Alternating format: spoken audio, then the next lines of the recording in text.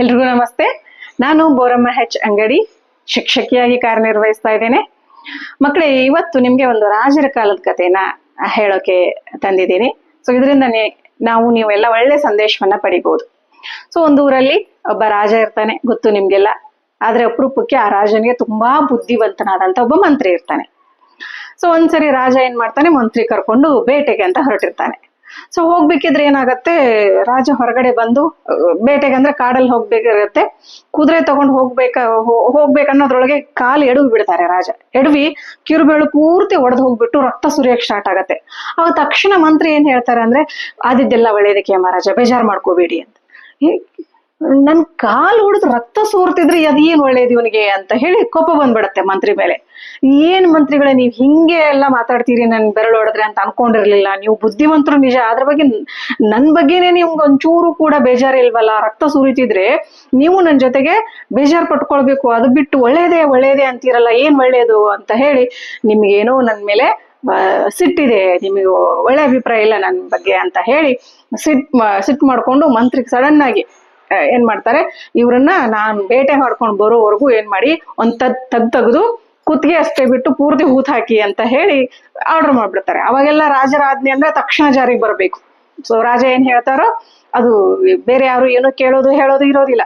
So ಮಂತ್ರಿಗಳು ಇಷ್ಟು ದಿನ ಅವ್ರಿಗೆ ಸಲಹೆ ನೀಡಿದ್ರು ಕೂಡ ಯಾಕೆ ಅಂತ ಕೇಳೋ ಅವಕಾಶನೇ ಇಲ್ಲ. ಸೊ ಮಂತ್ರಿ ಸುಮ್ಮನೆ ಆಗ್ತಾರೆ. ಮಂತ್ರಿನ ಒಯ್ದು ಒಂದ್ ತಗ್ಗಲ್ಲಿ ನಿಲ್ಲಿಸ್ಬಿಡ್ತಾರೆ ಕುತ್ತಿಗೆವರೆಗೂ ಮಣ್ಮುಚ್ಚಿ. ಸರಿ, ರಾಜ ಒಬ್ಬನೇ ಬೇಟೆಗೆ ಹೋಗ್ತಾನೆ. ಮೊದ್ಲೇ ಕೋಪದಲ್ಲಿ ಇದ್ರು, ಬೇರೆ ಯಾರನ್ನೂ ಕರ್ಕೊಳ್ಳದೆ ಫಾಸ್ಟ್ ಆಗಿ ಕುದುರೆ ತಗೊಂಡು ಕಾಡಲ್ಲಿ ಬೇಟೆ ಹುಡ್ಕೊಂಡು ಹೋಗ್ತಾರೆ. ಫುಲ್ ಕಾಡಿನ ಮಧ್ಯೆ ಒಳಭಾಗದಲ್ಲಿ ಯಾವತ್ತೂ ಹೋಗದಿರೋಷ್ಟು ದೂರ ಹೋಗ್ಬಿಡ್ತಾರೆ. ಅಲ್ಲಿ ನೋಡಿದ್ರೆ ಏನು, ಕಾಡು ಜನ ಇರ್ತಾರೆ. ಅವತ್ತಿನ ದಿನ ಆ ಕಾಡು ಜನರದು ಒಂದು ಹಬ್ಬ ಇರತ್ತೆ. ಸೊ ಕಾಡು ದೇವರಿಗೆ ಒಂದು ಪೂಜೆ ಮಾಡ್ತಿರ್ತಾರೆ. ಸೊ ಇವ್ರನ್ನ ನೋಡಿದ ತಕ್ಷಣ ಕಾಡು ಜನ ಎಲ್ಲ ಓಡಿ ಬಂದು ಫುಲ್ ಕರ್ಕೊಂಡು ಆ ಪೂಜೆ ನಡೆಯೋ ಜಾಗಕ್ಕೆ ಹೋಗ್ತಾರೆ. ಯಾಕೆ ಅಂದ್ರೆ ಆ ಕಾಡು ಜನರಿಗೆ ಅವತ್ತು ತಮ್ಮ ದೇವರಿಗೆ ಬಲಿ ಕೊಡೋದಕ್ಕೆ ಒಬ್ಬ ರಾಜಕುಮಾರ, ಒಬ್ಬ ಒಳ್ಳೆಯ ವ್ಯಕ್ತಿ ಬೇಕಾಗಿರ್ತಾರೆ. ವಿಶೇಷವಾಗಿ ಈ ರಾಜ ಸಿಕ್ಕಾಗಂತೂ ಫುಲ್ ಖುಷಿ. ಯಾಕಂದ್ರೆ ನೋಡೋದಕ್ಕೆ ಒಳ್ಳೆ ದಷ್ಟಪುಷ್ಟನಾಗಿ ಆರೋಗ್ಯಯುತವಾಗಿ, ಯಾಕಂದ್ರೆ ದೇವರಿಗೆ ಬಲಿ ಕೊಡೋದಕ್ಕೆ ದಷ್ಟಪುಷ್ಟವಾದಂತ ವ್ಯಕ್ತಿನ ನೋಡ್ತಿರ್ತಾರೆ.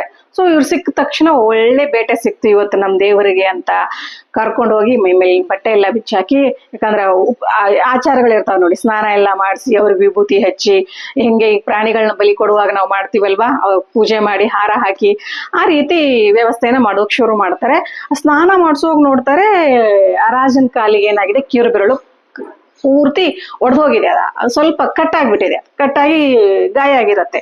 ಅಯ್ಯೋ, ಇದು ಈ ಮನುಷ್ಯ ಪೂರ್ತಿ ದೇಹಕ್ಕೆ ಏನೂ ಆಗಿಲ್ಲ ಅನ್ಕೊಂಡಿದ್ವಿ, ಅಲ್ಲಿ ಏನಾಗಿದೆ, ಈ ವ್ಯಕ್ತಿಗೆ ಮುಕ್ಕಾಗಿದೆ, ಅಂದ್ರೆ ದೇಹದ ಒಂದು ಭಾಗ ಊನಾಗಿದೆ. ಇದು ದೇವರಿಗೆ ನೈವೇದ್ಯಕ್ಕೆ ಈ ವ್ಯಕ್ತಿ ಶ್ರೇಷ್ಠ ಅಲ್ಲ, ಬಲಿ ಕೊಡೋದಕ್ಕೆ ಆಗೋದಿಲ್ಲ, ಬಿಟ್ಬಿಡಿ ಇವನನ್ನ, ನೋಡೋದಕ್ಕೆ ಇಷ್ಟು ಚಂದ ಇದೆ ಅಂತ ಕರ್ಕೊಂಡು ಬಂದ್ರೆ ಕಾಲಿಗೆ ಏನೋ ಮಾಡ್ಕೊಂಡ್ ಬಂದಿದ್ದಾನೆ ಅಂತ ಬೈದ್ಬಿಟ್ಟು ರಾಜನನ್ನ ಬಿಟ್ಬಿಡ್ತಾರೆ. ಅವಾಗ ತಕ್ಷಣ ರಾಜನಿಗೆ ಯಾರು ನೆನಪಾಗ್ತಾರೆ ಹೇಳಿ? ಮಂತ್ರಿ. ಯಾಕಂದ್ರೆ ಮಂತ್ರಿ ಏನ್ ಹೇಳಿದ್ರು, ಆದಿದ್ದೆಲ್ಲ ಒಳ್ಳೇದಕ್ಕೆ ಅಂತ ಹೇಳಿ. ತಕ್ಷಣ ಕುದುರೆ ತಗೊಂಡು ಓಡೋಡಿ ಆ ಮಂತ್ರಿ ಹತ್ರ ಬಂದು, ಮಂತ್ರಿಗಳೇ, ನೀವ್ ಹೇಳಿದ್ ನಿಜ, ನಾನ್ ದೊಡ್ಡ ತಪ್ಪು ಮಾಡ್ಬಿಟ್ಟೆ, ನಾನು ತಿಳ್ಕೊಳ್ಳೇ ಇಲ್ಲ ಅದ್ರ ಮುಂದಾಲೋಚನೆನ, ಕೋಪ ಮಾಡ್ಕೊಂಡು ನಿಮಗ್ ಶಿಕ್ಷೆ ಕೊಟ್ಟು ಅವಮಾನ ಮಾಡಿದೆ ನಾನು. ಸೊ ಅದು ಇವತ್ ನನ್ ಕಾಲೇನಾದ್ರೂ ಹೊಡಿಲಿಲ್ಲ ಅಂದ್ರೆ ನಾನು ಇವತ್ತು ಇನ್ನ ಜೀವನೇ ಹೋಗಿರ್ತಿತ್ತು, ನನ್ನ ಬೆರಳೆಲ್ಲ ನನ್ನ ಜೀವನೇ ಹೋಗಿರ್ತಿತ್ತು. ನಿಜ, ಅದಾಗಿದ್ದು ಇವತ್ತು ಒಳ್ಳೇದೇ ಆಯ್ತು ನನಗೆ ಅಂತ ಹೇಳಿ ಸಾರಿ ಕೇಳ್ತಾರೆ ರಾಜ ಮಂತ್ರಿ ಹತ್ರ. ಅವಾಗ ಮಂತ್ರಿ ಹೇಳ್ತಾರೆ, ಇಲ್ಲ ರಾಜ್ರೆ, ನೀವು ಬೇಜಾರ್ ಮಾಡ್ಕೋಬೇಡಿ. ಆಕ್ಚುಲಿ ನೀವು ಕೋಪ ಮಾಡ್ಕೊಂಡು ನನ್ ಬಿಟ್ಟು ಹೋಗಿದ್ದು ಕೂಡ ಒಳ್ಳೇದೇ.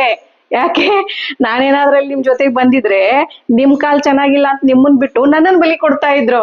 ಸೊ ಅದಕ್ಕೆ ಅದಿದ್ದೆಲ್ಲ ಪ್ರತಿ ಹೆಜ್ಜೆಗೂ ನಮ್ ಜೀವನದಲ್ಲಿ ಏನಾಗತ್ತೆ, ದಟ್ ಈಸ್ ಏನು, ಆಲ್ ಈಸ್ ವೆಲ್ ಅಂತ ಹೇಳ್ತೀವಲ್ಲ, that is all for well ಅಂತ ಅನ್ಕೊಳ್ಬೇಕು. ಸೊ ಅವಾಗ ಖಂಡಿತ ನಮ್ಗೆ ಒಳ್ಳೇದೇ ಆಗತ್ತೆ. ಯಾವ ರೀತಿ ಯೋಚಿಸ್ತೀವೋ ಆ ರೀತಿ ಒಳ್ಳೇದೇ ಆಗತ್ತೆ ಅಂತ ಹೇಳಿ ಖುಷಿಯಾಗಿ ಸೊ ಹೋಗ್ತಾರೆ. ಸೊ ಇದ್ರ ಸಂದೇಶ ಏನ್ ತಿಳ್ಕೊಳ್ಬೇಕು, ನಾವು ಜೀವನದಲ್ಲಿ ಏನೇನೋ ಒಂದು ಸಮಸ್ಯೆಗಳಾಗ್ತಿರ್ತಾವೆ, ತೊಂದರೆಗಳು ಬರ್ತಿರ್ತಾವೆ.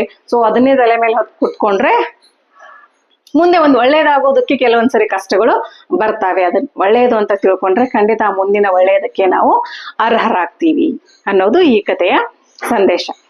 ಮಕ್ಕಳ, ಕತೆ ಇಷ್ಟ ಆಯ್ತಾ?